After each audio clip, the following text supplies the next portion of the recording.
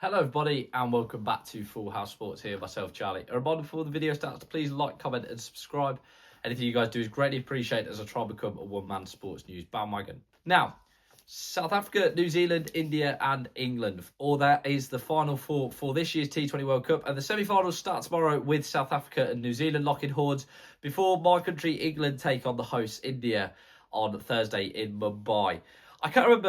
I should probably remember before the video starts, but I can't remember who I predicted as my final four. But I think I got one or two wrong. But I did say that I thought South Africa would win this tournament. And despite the fact that they've got a bit of a reputation for clutching defeat from the jaws of victory in ICC major tournaments, I've got to say this South Africa side seems to have done everything with quite an amount of ease.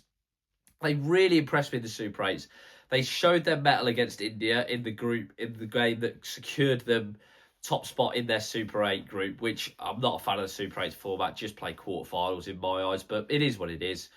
And their batting lineup has got so much firepower. Aidan Markram, Tristan Stubbs, Quinton de Kock, there's so much there. You could list them all. They all fly off the tongue. Miller as well. They bat really well in T20. And for New Zealand, there'll still be the fresh scars there for the group game in which these two met, where they pretty decisively put New Zealand to the sword. It must be said of New Zealand, obviously they had, I don't want to say the benefit, but the game against Pakistan was rained off, which could have had a big factor in that group. But they've impressed again in terms of just they do the basics so well. They do all three facets of the game in my eyes, New Zealand, so well. And once again, they will fancy their chances. They too, bar the England game last time out, again in the Super 8, and the South Africa game, they've done everything pretty professionally. They've put Sri Lanka to the sword in the Super 8s. They beat Afghanistan early on in the tournament, which sort of really put them on the course to go through, to be honest with you.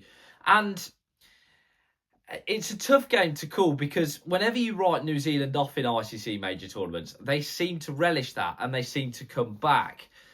But I just I can't stop thinking that this tournament is South Africa's tournament. And listen, we've all been there before where we've said, oh, they're a fantastic side. I grew up with some of the best South Africa sides. But it does feel a little bit like in this competition, I think they have a huge chance to win this tournament because they've already beat India, so they've got nothing to fear there.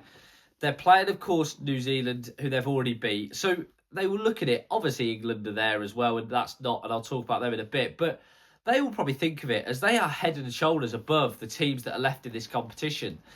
And it's been a tournament, I think it's fair to say, for batsmen, and their batting lineup is full of firepower. As for the second semi, of course, England, who I think as an England fan, they've limped through the tournament, to be honest with you. But listen, we're here, who can complain? And it seemed to click in the Super 8s a little bit. Harry Brook, who I've been critical of a lot, especially during the Ashes, he stood up and was counted and scored, of course, that 100 against Pakistan that effectively saw England through, or did see England through. It secured our place in the semi-finals. I think as well what England will take confidence from is this Indian attack, in my eyes, is not what it used to be. Yes, their batsmen have been pretty good. Of course, chasing down that big total against the West Indies in what was effectively a quarter-final in itself in the last game. Of course, Sanju Samson batted superbly. Abhishek Sharma's stuttered, I think, in this tournament. There's been glimpses, but it's not always been fantastic from him.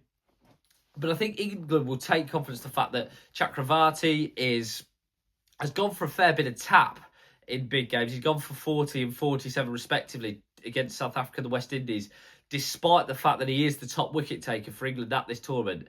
Yes, any team that contains Jasprit Bumrah, especially in India, you're fearful of. But I do think that England will think we can get at the spinners and set a big total or chase down a big total, either or.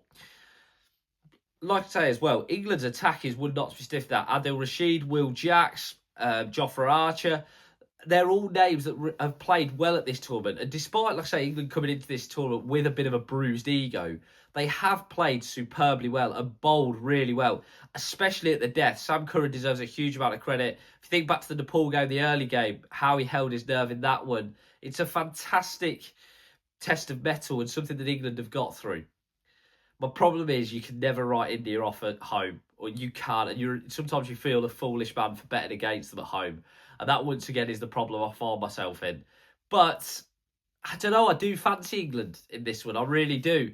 I think it could be a South Africa-England final on Sunday, if I'm honest, and that's a game that really, really excites me. But it could well end up being India-New Zealand. That's the beauty of semi-finals. It's 4 top teams there who all do, like I say, have all had very different tournaments.